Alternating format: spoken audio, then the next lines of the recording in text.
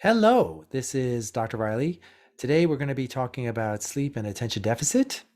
Um, what you don't know could be keeping you awake at night. And so sleep and attention deficit are kind of linked. And one of the things that we do see is that kids who are not sleeping well, they definitely show more attention deficit like behaviors. And one of the things that when we're seeing kids, when we see kids like, for example, misdiagnosed with attention deficit, one of the things that most commonly they're diagnosed with is a primary sleep disorder. And this is not something that I'm going to really talk too much about in this video, but we're going to be talking about more the run-of-the-mill problem where we see that our kids who have attention deficit are having more issues related to going to sleep and having issues kind of in that arena. But it definitely is like a big problem because if we have kids who are not sleeping, they're not going to be able to fulfill their potential and they're going to actually have more attention deficit symptoms and then potentially need kind of more doctor intervention. And a lot of the going to sleep kind of boils down to our kind of the basics of going to sleep, setting up a nighttime routine.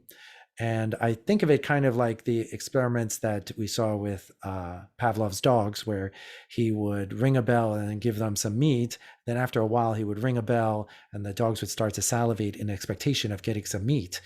So the same thing happens to people when they're trying to go to sleep. If they have a routine, kind of like the ringing of the bell, but instead of ringing the bell, it's brushing their teeth, reading a story, doing something similar right before they go to bed, this will actually cause them to associate things like going to sleep with those kinds of things. So it almost like hypnotizes them into actually going to sleep. So having a nice routine to go to sleep, that's actually very key. And part of that routine is actually making sure that you're waking up and going to bed at the same time, not only just for the circadian rhythm, but also for that routine part, right? So that way you're actually doing the same thing every day. So that way your brain kind of has an expectation that, sleep is coming. And one of the ways that we can make our routine as sleep friendly as possible is making sure that the environment is as good as possible. And usually this is as dark as possible and like a little bit cool. So when they've done studies, kids sleep the best when the temperature in the room is around 66 degrees, which is pretty chilly. And attention deficit kids are no different. So having a cool room, quiet, or with a noise machine, which will block out the noise from the rest of the house, those things are actually very good. Some of my guys, they seem to do well with these kind of weighted blankets, which almost like give them kind of that huggy feeling and releasing oxytocin in their body and making them feel safe and secure. Making sure that they don't have any electronic devices. These electronic devices, not only are they stimulating and breaking up the nighttime routine, but they're also producing these kind of blue lights that slow down the production of melatonin in our body. And melatonin is something that's good, that's for going to sleep. Um, so on this slide, it talks about having fatty meals before you go to bed. And I'm not sure if it's exactly the fatty meal, but I would say definitely having something like French fries, which are essentially pure sugar. That actually definitely seems like it releases adrenaline inside your body. Adrenaline is your fight or flight hormone, and you definitely don't want your kids having the fight or flight hormones being released close to bedtime. The problem is having sugar within a few hours of going to bed. Yeah, those fight or flight hormones are released within 4 hours of going for the next 4 hours. So you could be having, I don't know, like some dessert at 7 o'clock, and this is going to be making it hard for the kid to go to sleep for the next few hours. So it's much, much better to avoid anything that's like sugary close to their bedtime. And anyway, it's not good to have dessert every single day. You try to make sure that you're not going to be doing anything that's going to be anxiety provoking or stress inducing too close to their bedtime. And usually it's the kind of thing that you want to make sure that they're not like running around doing any kind of exercise and things like that too close to their bedtime as well. And certainly not going to have anything that's going to be too stimulating and things like that close to their bedtime, because that's actually not going to be good as well.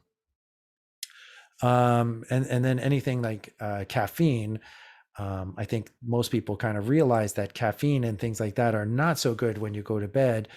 But did you know that caffeine is something that can actually can last in your body for a long, long time. So the chocolate milk that the kid has at lunchtime, it potentially could be acting as a drug, fighting their ability to go to sleep and keeping your kid awake.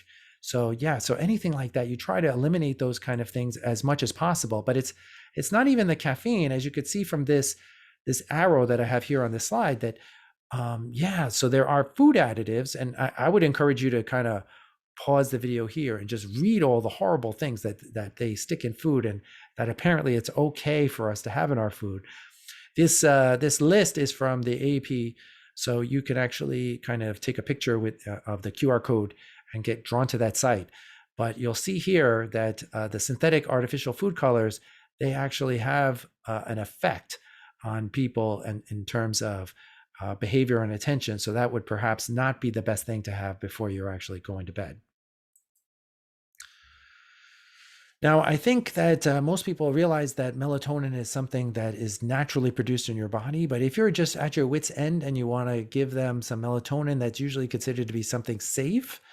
Normally, we would start with 1 milligram and work our way up, but there are kinds of melatonins that are specifically studied in kids, and this would be kind of one of them, where they've done studies in kids who have attention deficit, and the combination of melatonin plus theanine seems like it's having good effects in terms of allowing the kids to go to sleep on time. So that would actually be an option that we can have. One of the things that you are going to need a doctor for, though, is if they're low in iron and vitamin D. That definitely seems like a combo that is particularly not good in terms of going to sleep on time. And unfortunately, the normal kind of blood tests that your docs do don't normally actually test for this kind of stuff. We are checking for iron, but we're kind of checking for really, really low iron. But even just having low the ferritin is actually associated with sleep issues, and certainly having low the vitamin D, that definitely is associated with this. And it is a thing that if we're able to supplement kids with iron and vitamin D, that seems like it actually does have a good effect on allowing them to go to sleep and not have to fight against their own body to go to sleep on time. Omega-3 fatty acids, just seems like every video I make, omega-3 fatty acids is good for everything. So yeah, so that's definitely something that it's been studied, and it seems like sleep, it's one of the things that omega-3 fatty acids are good for. And they've done studies like this where you actually just give kids a lot of the nutrients that it seems like that are kind of pro sleep, and it seems like it works. It seems like it helps kids to go to sleep. Now, certainly we would do much better if we were actually eating mostly nutritious food, and then we wouldn't actually need some of these kinds of things. So that is always going to be our best option, but that sometimes is not something that's going to happen overnight. So they do. Unfortunately, this study was done in Europe, so they used a supplement that's not exactly available in the United States, but we can kind of make our own. So in the United States, they do have these kind of mineral supplements that are chewable that we could actually use to replace some of the magnesium and zinc that were actually in these supplements that the studies were done in. And we can also replace the omega-3 fatty acids by eating fish, perhaps not with as much relish as this little girl, but there's no shortage of websites that talk about recipes for kids so to make fish, so that we can make it a normal part of their diet. And there are also supplements, which, supplements, you always have to be careful. You want to make sure they come from companies that they're doing third-party testing to make sure they're pure and they actually have the things that are supposed to be in it in them, which unfortunately is like a real problem among supplements.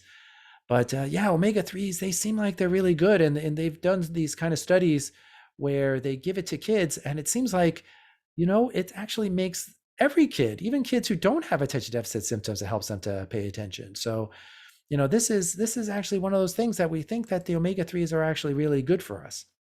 So hopefully actually watching this, you kind of have an idea or a plan of attack to try to work on getting your kid to sleep a little bit better, even though they're showing these signs of attention deficit. And sometimes actually just letting them sleep better actually will have a lot of good effects in terms of paying attention, and hopefully you won't need the doctor anymore. So hopefully this video was helpful for you.